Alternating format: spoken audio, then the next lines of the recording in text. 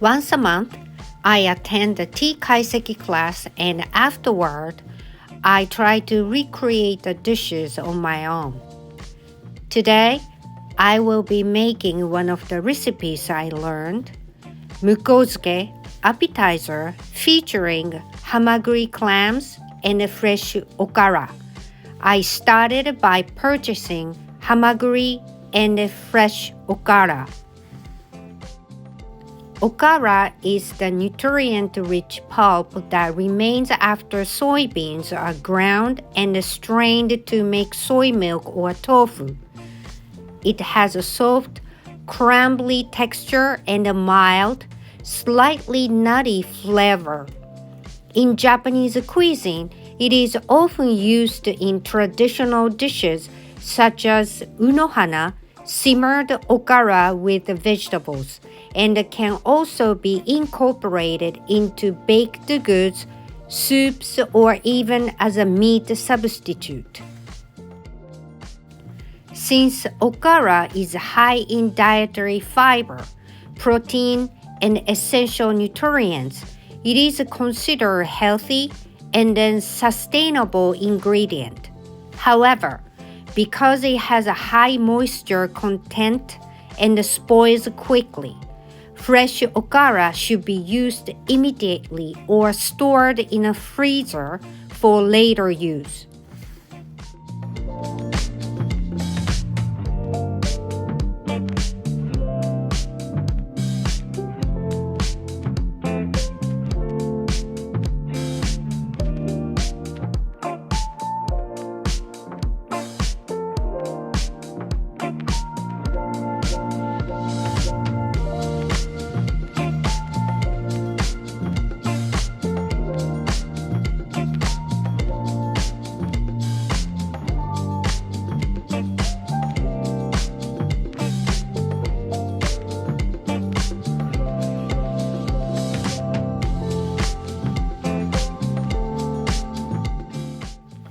The okara needs to be strained through a fine mesh sieve twice. Although this extra step takes time, such meticulous preparation is essential in tea kaiseki. Straining it twice gives the okara an incredibly smooth, silky texture, almost like silk, and a pure white color resembling freshly fallen snow. After straining, I wring it out tightly using a cloth and then gently loosen it. The okara is then lightly dressed with sweet vinegar. Any leftover okara can be sealed in a Ziploc bag and frozen for about a month.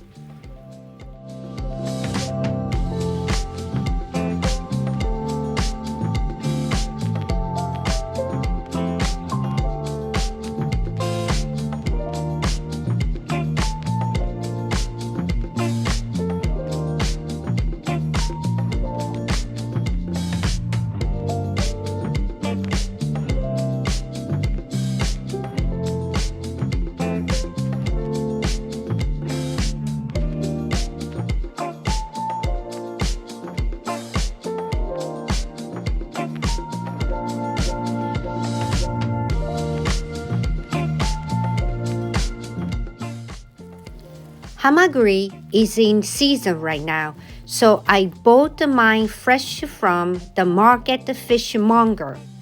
These clams have a unique characteristic. The two halves of their shell only fit perfectly with their original pair, making them a symbol of fidelity. Because of this, Hamaguri soup is often served at the weddings and the Hinamatsuri, Girls' Day on March 3rd, celebrations. I carefully wash the shells and set them aside for future use as they can be used for decorative elements in tea kaiseki.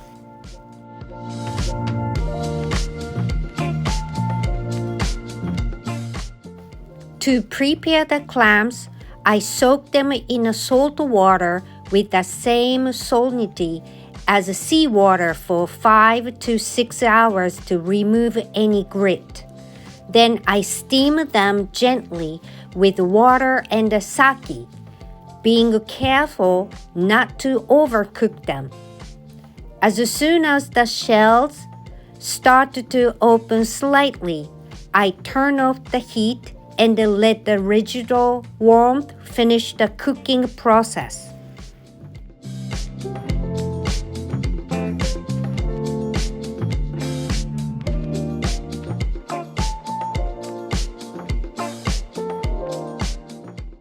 Finally, I mix the prepared okara with the hamaguri meat and add edible chrysanthemum petals that I had on hand.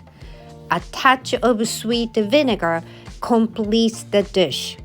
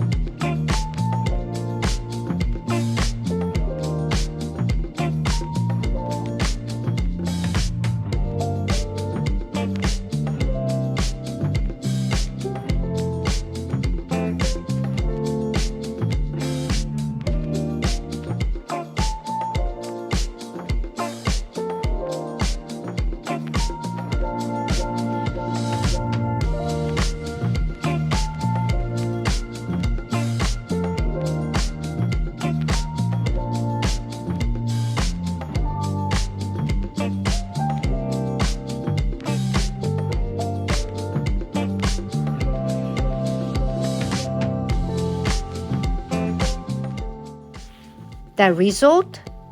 The hamaguri is plump and juicy, perfectly complemented by the silky smooth texture of the okara. The combination is simply delicious. This dish is now officially part of my February tea kaiseki menu, or perhaps even for Hinamatsuri. If you are interested in learning more about the kaiseki manner, check out my Udemy course, The Essence of Kaiseki.